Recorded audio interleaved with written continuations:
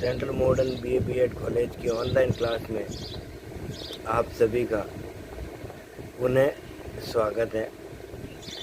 हम भारत में अंग्रेज़ों के साम्राज्य विस्तार का अध्ययन कर रहे थे और उसमें हम देख रहे थे कि भारत में किस प्रकार से अंग्रेज़ों ने मराठों को पराजित किया और उसमें हमने पहला आंग्ल मराठा संघर्ष का अध्ययन किया था।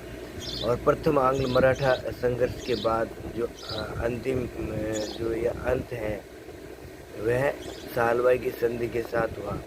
सालबाई की संधि का एक बड़ा जो परिणाम निकला वह ये निकला कि 20 वर्ष के लिए मराठों और अंग्रेज़ों के बीच संघर्ष नहीं हुआ। इससे अंग्रेज़ों को एक तो मराठों की आंतरिक स्थिति आपसी फूट को समझने का अवसर मिल गया और दूसरा जो मराठों के साथ ही दक्षिण भारत की एक और सैनिक शक्ति थी वह था मैसूर। तो मैसूर का उन्होंने विजय प्राप्त कर लिया, मैसूर को पराजित कर लिया।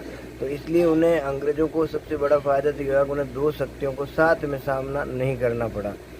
तो ऐसी स्थिति में 20 वर्ष बाद पुनः युद्ध शुरू होता है। तो 1782 के अंदर हमने देखा कि सालबाई की संधि होती है और 20 वर्ष बाद 1802-3 से दूसरा आंग्ल मराठा संघर्ष शुरू होता है। दूसरा जो आंग्ल मराठा संघर्ष शुरू होता है उसके कई कारण थे, ठीक है ना। उसके सबसे पहला कारण तो ये था कि उस समय जो पेशवा बना वह बाजीराव द्वितीय पेशवा था और बाजीराव द्वितीय अयोग्य पेशवा था। उसके अंदर सभी जो अपने प्रमुख मराठा सरदार थे उनको वह संगठित करके नहीं रख सका।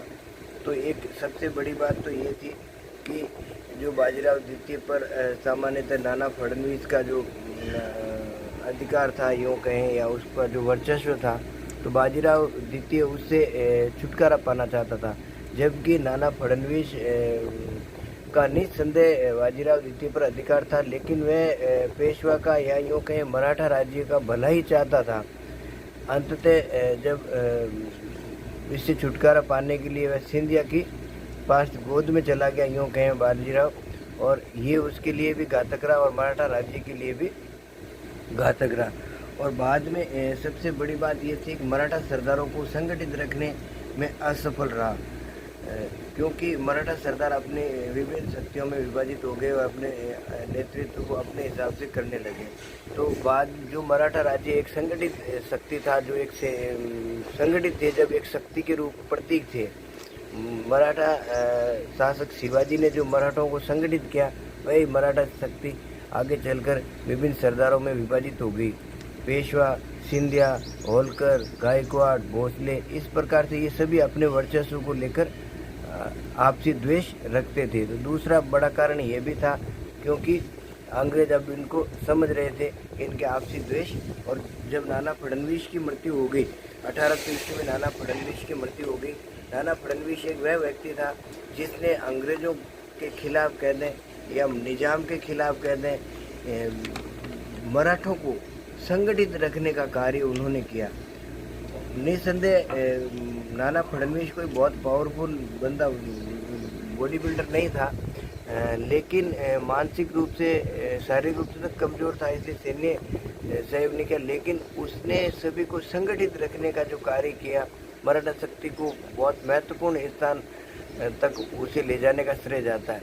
सभी 12 भाइयों की जो, जब हम देखते हैं पहले युद्ध में, जब 1772 में माधवराव द्वितीय माधवराव द्वितीय के भाई नारायण राव की हत्या करके शासक बन जाता है, तो ये 12 भाइयों की सभा बनती है। और फिर नारायण राव की विधवा ने जब पुत्र को जन्म दिया तो उन्होंने 12 भाइयों की सभा ने ही माधवराव द्वितीय से लेकर बाजीराव द्वितीय तक अगर देखें तो नाना फडणवीस का एक महत्वपूर्ण योगदान रहा। लेकिन नाना फडणवीस की मृत्यु के बाद अब मराठा में एक ऐसा व्यक्ति नहीं था जो मराठों को संगठित कर सके। तो नाना फडणवीस की उस समय मृत्यु हो जाना, जब उनके आपसी द्वेष खुलकर सामने थे, तो उस स्थिति में मराठों की स्थिति और अधिक खराब हो गई और अब उन सरदारों का आपसी कलह है, द्वेष है, वह बढ़ता ही चला गया और अंततः उनके युद्ध में परिणति हुई। आगे अगर देखें तो सबसे बड़ा कारण जो था, अंग्रेज अधिकारी जो उस समय गवर्नर जनरल बनकर आया था, लॉर्ड वेलेस्ली, वह पक्का साम्राज्यवादी व्यक्ति था। अंग्रेजों के अगर शासनकाल की बात करें तो मुख्य रूप से हम देख सकते हैं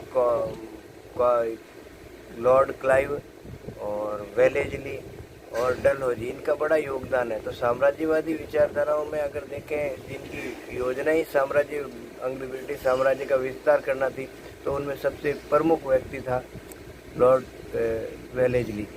तो वेलेस्ली सामान्यतः ब्रिटिश साम्राज्य का विस्तार करना चाहता था और उसके लिए उसने सहायक संधि प्रथा को प्रारंभ किया था, और उसी के तहत उसने हम देखा कि हैदराबाद को और फिर उसने मैसूर को, निजाम को अपने अधीन कर। अब वह मराठों को भी अपने साम्राज्य में स्थापित करना चाहता था, अपने साम्राज्य को दक्षिण भारत में स्थापित करना चाहता था। तो ये सब कुछ था। फिर स्थिति ये आई कि बाजीराव द्वितीय जो है वो सामान्यतः नाना फडणवीस से छुटकारा पाने के लिए सिंधिया के पास चला गया, और होलकर भी सिंधिया से प्रतिस्पर्धा में थे। इधर नाना फडणवीस की मृत्यु हो जाती है, और तो पेशवा, सिंधिया, होलकर, तो सिंधिया और होलकर के बीच स्पष्ट खुलकर मतभेद सामने आए, वह सामान्य संघर्ष की स्थिति में हो गए।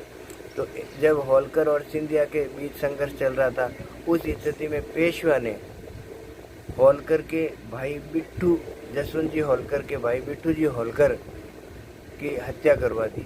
इससे जसवंतराव होलकर बड़े नाराज हुए, और नाराज होकर उन्होंने पेशवा और सिंधिया की संयुक्त सेना को पराजित कर दिया। इससे ये हुआ कि 1802 में संयुक्त सेना पराजित हो गई, और इससे सबसे बड़ा प्रभाव ये पड़ा कि पेशवा बाजीराव द्वितीय और सिंधिया पराजित हुए। तो पेशवा होलकर ने विनायक राव को नया पेशवा बना दिया, और इससे क्या हुआ कि बाजीराव द्वितीय अंग्रेजों की शरण में चला गया। तो पेशवा, अपदस्थ पेशवा यूँ कहें, बाजीराव द्वितीय जब अंग्रेजों की शरण में चला गया, तो वेलेस्ली तो यही चाहता था कि उनके आंतरिक हस्तक्षेप का अवसर मिले। तो पेशवा बाजीराव जब वेलेस्ली के साथ संपर्क हुआ उसका, तो सबसे पहले वेलेस्ली की एक ही शर्त थी कि आप वेलेस्ली के साथ सहायक संधि कर लें। तो बाजीराव द्वितीय ने वेलेस्ली के साथ सहायक संधि कर ली, और सहायक संधि करने से शिवाजी के द्वारा जो साम्राज्य खड़ा किया गया था, उस साम्राज्य का अंत कर दिया बाजीराव द्वितीय ने। एक बाजीराव प्रथम था और एक बाजीराव द्वितीय था, दोनों में बहुत अंतर था। तो इस प्रकार से बालाजी बाजीराव, बालाजी विश्वनाथ, फिर बाजीराव प्रथम और बाजीराव द्वितीय बिल्कुल उनसे विपरीत अंग्रेजों की गोद में जाकर बैठ गया, और मराठा साम्राज्य के पतन का कारण बन गया। तो इस प्रकार जब वह बाजीराव द्वितीय वेलेस्ली के पास पहुंचा, तो वेलेस्ली और बाजीराव के मध्य बैशीन की संधि हुई। 31 दिसंबर 1802 को बैशीन की संधि हुई। बैशीन की संधि वही एक सहायक संधि थी, ठीक है ना। इस संधि के तहत पूना में एक अंग्रेज सेना, स्थायी रूप से अंग्रेज सेना रखी जाएगी, और उसका पूरा खर्चा है वह पेशवा देगा, यानी लगभग 26 लाख रुपए प्रति वर्ष इस सेना पर खर्च पेशवा ने देना स्वीकार कर लिया। दूसरी वही शर्त है सहायक संधि वाली, पेशवा किसी भी दूसरी शक्ति के साथ कोई संधि, समझौता, युद्ध नहीं करेगा अंग्रेजों की सलाह लिए बिना। तीसरी महत्वपूर्ण शर्त थी कि मराठा, निजाम या अन्य मैसूर किसी भी शक्ति के साथ कोई समझौता भी करेगा तो उसे मध्यस्थ के रूप में अंग्रेजों को रखेगा। साथ ही ये भी शर्त में तय हुआ कि पेशवा किसी भी यूरोपियन कंपनी को या व्यक्ति को अपनी नौकरी पर नहीं रखेगा और उसके लिए उसे अंग्रेज़ों से सलाह लेनी पड़ेगी, उससे पूछ कर रखेगा।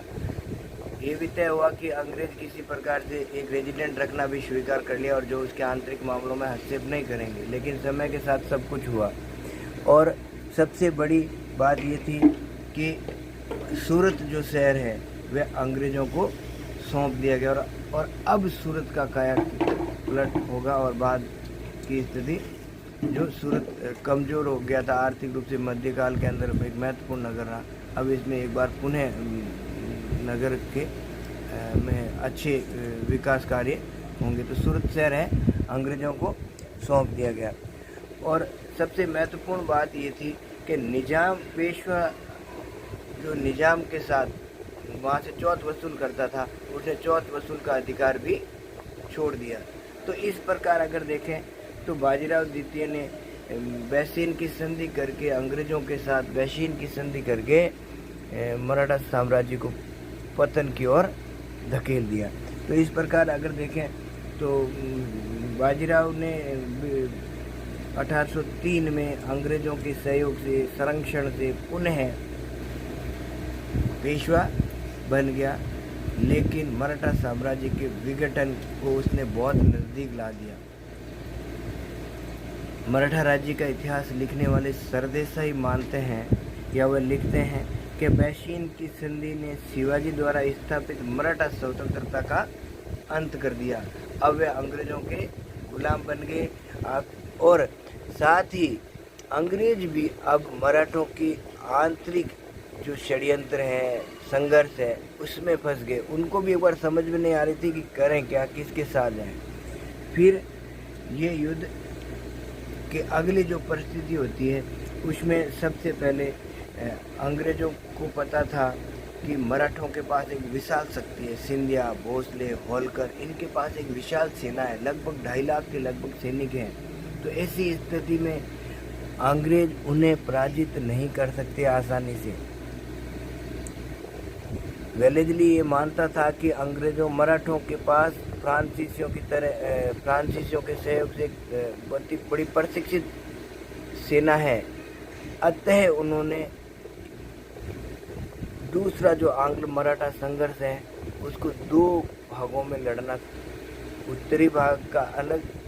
तो पहले उन्होंने सिंधिया और भोसले को पराजित किया और बाद में दूसरे चरण, पहले चरण में उन्होंने सिंधिया और भोसले को पराजित किया और दूसरे चरण में उन्होंने होलकर को पराजित करने की कोशिश की। तो इस प्रकार अगर देखें तो पहली बार जो उत्तर और दक्षिण में ये एक साथ लड़ा गया युद्ध था और इसमें सबसे पहले 1803 में अरगांव के युद्ध में भोसले पराजित हुए और उन्होंने देवगांव की संधि कर ली। वो और संधि की शर्तें वही थी जो अभी अपने बैसीन की संधि में पड़ी सहायक संधि थी उनकी। तो इस प्रकार से भोसले ने सहायक संधि स्वीकार कर ली। अब रहे सिंधिया एक प्रमुख शक्ति थे। तो लेक के नेतृत्व में सिंधिया के खिलाफ सेना भेजी गई और लेक ने ग्वालियर पर अधिकार कर लिया और फिर लासवाड़ी के युद्ध में सिंधिया भी पराजित हुए और सिंधिया पराजित होने के बाद में उन्होंने दिसंबर 1803 में शुरजी अर्जुन गांव की संधि कर ली अंग्रेजों के साथ। तो ये भी बिल्कुल उसी प्रकार की थी, शुरजी अर्जुन गांव की संधि भी, ठीक है। और एक के बाद एक सहायक संधि स्वीकार कर ली सिंधिया ने, यानी पेशवा निपट गए, भोसले और सिंधिया 3 शक्तियाँ निपट चुकी हैं। अब प्रमुख रूप से व्यक्ति रहा जो मराठा शक्ति रही वह रही होलकर के नेतृत्व। तो होलकर के नेतृत्व जो संघर्ष हुआ तो होलकर हैं एक शक्तिशाली सेना के साथ उत्तर भारत में जब ये अंग्रेज इन सिंधिया को पराजित करने में लगे हुए थे, होलकर ने जयपुर तक पर आक्रमण कर दिया, घेरा डाल दिया। उत्तर भारत में उसने बड़े क्षेत्र पर अधिकार कर लिया। अब अंग्रेज जब वेलेस्ली ने इसको क्या कहते हैं सिंधिया और भोसले को पराजित कर दिया, तो उन स्थिति में उसने अपनी शक्ति को बढ़ाने, उधर लगे रहे तो इधर अपनी शक्ति बढ़ाने लगे। अब सिंधिया ने एक के बाद एक वेलेजली ने एक विशाल सेना के साथ होलकर का सामना करने की कोशिश की, और इसमें मुकुंदरा हिल वाले क्षेत्र में अंग्रेज और होलकर के मध्य जब संघर्ष हुआ, तो अंग्रेज और होलकर के इस संघर्ष में होलकर ने मुकुंदरा हिल्स पर अंग्रेजी सेना को बुरी तरह पराजित किया, और फिर वह इसके बाद होलकर दिल्ली की ओर बढ़ा।